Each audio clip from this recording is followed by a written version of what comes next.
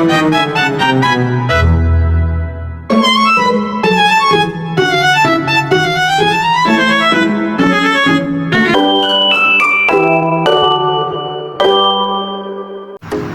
sore, perkenalkan saya Mariana Helena Simbolon dengan NIM A1A3230113. Di sini saya akan menganalisis jurnal yang berjudul Kebijakan Hukum Pidana Terhadap Anak sebagai Pelaku Tindak Pidana Pembunuhan. Fenomena keterlibatan anak sebagai pelaku tindak pidana berat, khususnya pembunuhan, menjadi salah satu isu yang semakin mendapat perhatian dalam dunia hukum dan kriminalitas modern. Perkembangan teknologi digital yang begitu cepat, akses informasi yang tidak terkontrol, dan melemahnya fungsi pengawasan keluarga menjadi kombinasi yang menciptakan kerentanan baru bagi anak.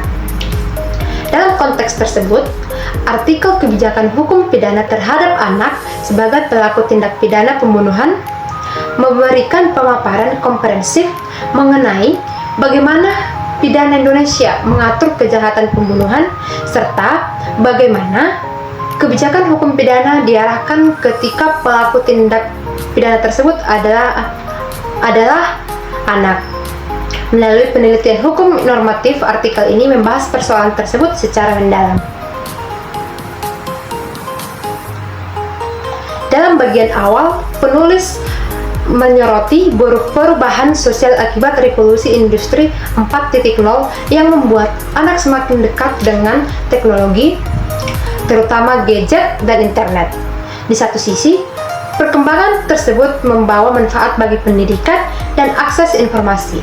Namun, di sisi lain, tanpa pengawasan yang memadai, anak menjadi sangat rentan terhadap konten kekerasan, pornografi, atau tayangan yang tidak sesuai dengan usia mereka. Kasus nyata yang diangkat yaitu seorang remaja 15 tahun yang membunuh bocah berusia 16 tahun karena terinspirasi dari film horor, mempertegas betapa kuatnya pengaruh teknologi terhadap perilaku anak. Kasus ini menunjukkan bahwa tontonan digital dapat menjadi stimulus negatif bagi anak yang secara psikologis belum matang, terutama apabila diiringi dengan lemahnya kontrol orang tua dan lingkungan sosial. Dalam analisis hukum pidananya, artikel ini menegaskan bahwa pembunuhan di Indonesia diatur dalam KUHP secara rinci melalui dari pasal 338 hingga pasal 350. Penulis menguraikan bahwa pembunuhan dapat terjadi karena dua bentuk kesalahan, yaitu kesengajaan atau dolus dan kealpaan atau alpa. Pembunuhan sengaja dapat berupa pembunuhan biasa, pembunuhan berencana, pembunuhan bayi, maupun tindakan menolong orang lain untuk bunuh diri. Sedangkan pembunuhan tidak sengaja diatur dalam pasal 359 KUHP. Pemahaman mengenai jenis dan unsur pembunuhan ini sangat penting ketika melihat keterlibatan anak sebagai perilaku, karena unsur kesengajaan atau ketidaksengajaan menjadi dasar untuk menentukan bentuk pertanggungjawaban pidana. Namun, ketika pelaku tindak pidana adalah anak, sistem hukum Indonesia memberikan perlakuan berbeda. Anak yang menurut Undang-Undang Sistem Peradilan Pidana Anak adalah individu yang berusia di bawah 18 tahun, dipandang belum memiliki kematangan emosional dan rasional untuk mempertanggungjawabkan perbuatannya secara penuh seperti orang dewasa. Oleh karena itu, hukuman yang dapat dijatuhkan kepada anak maksimal hanya setengah dari ancaman pidana orang dewasa. Bahkan pidana seumur hidup dan pidana mati tidak dapat dijatuhkan kepada anak meskipun ia melakukan tindak pidana pembunuhan paling berat sekalipun. Hal ini sejalan dengan prinsip perlindungan anak dan mandat internasional mengenai hak anak. Penekanan utama dalam kebijakan pidana adalah anak adalah penerapan keadilan restoratif. Pendekatan ini tidak berfokus pada pembalasan atau penghukuman, tetapi pada pemulihan hubungan sosial, tanggung jawab moral, dan rehabilitas anak. Penulis menekankan bahwa penggunaan saksi pidana atau kebijakan penal harus ditempatkan sebagai langkah terakhir. Selain itu, kebijakan non-penal menjadi sangat penting untuk menanggulangi kejahatan. seperti edukasi keluarga, peningkatan literasi digital, serta penguatan sistem pengawasan sosial.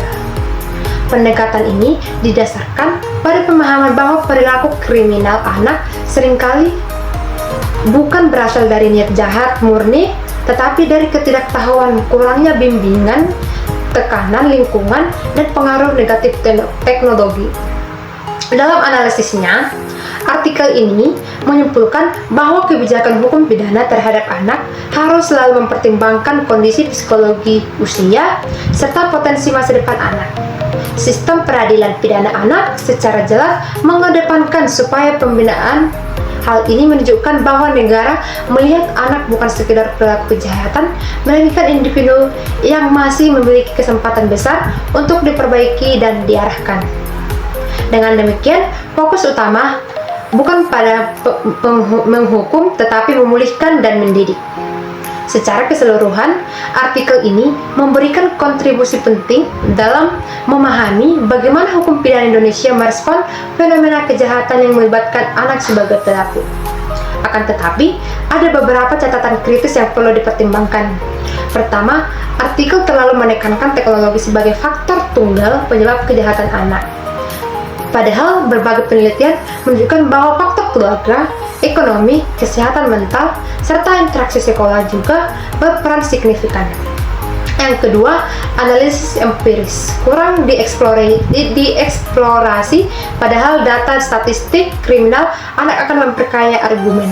Ketiga, implementasi UUSPA di lapangan tidak dibahas secara mendalam seperti keterbatasan LPKAA, kurangnya psikolog anak, serta infrastruktur hukum yang belum merata. Meskipun demikian, artikel ini tetap relevan dan penting terutama dalam konteks meningkatkan kriminalitas yang melibatkan anak di era digital. Dengan pendekatan normatif dan penekanan pada keadilan restoratif, tulisan ini memberikan gambaran bahwa kebijakan pidana terhadap anak tidak boleh dipandang dari sudut pandang pembalasan, melainkan sebagai upaya pembinaan demi masa depan mereka.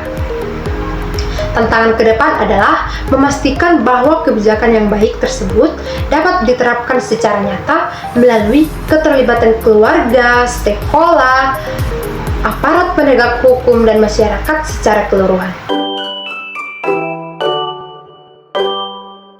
Nah, baik, selanjutnya saya akan menganalisis e-book berjudul Menuju Unifikasi Sistem Hukum Pidana Indonesia.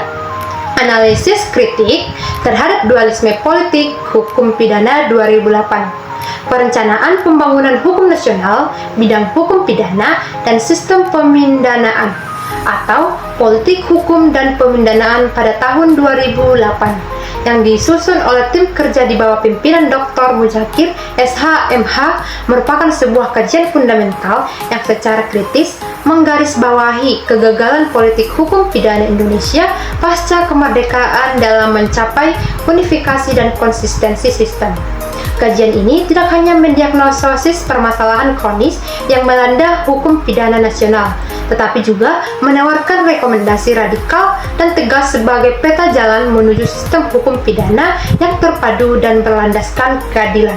Diagnosis dualisme sistem pidana. Inti permasalahan yang diangkat oleh kajian ini adalah adanya dualisme sistem dalam hukum pidana Indonesia sejak tahun 1998 hingga tahun 2008. Indonesia disibukkan dengan lahirnya berbagai undang-undang di luar KUHP yang membawa norma-norma pidana, asas-asas kriminalisasi, dan sistem pemindanaan yang berdiri sendiri, bahkan melepaskan diri dari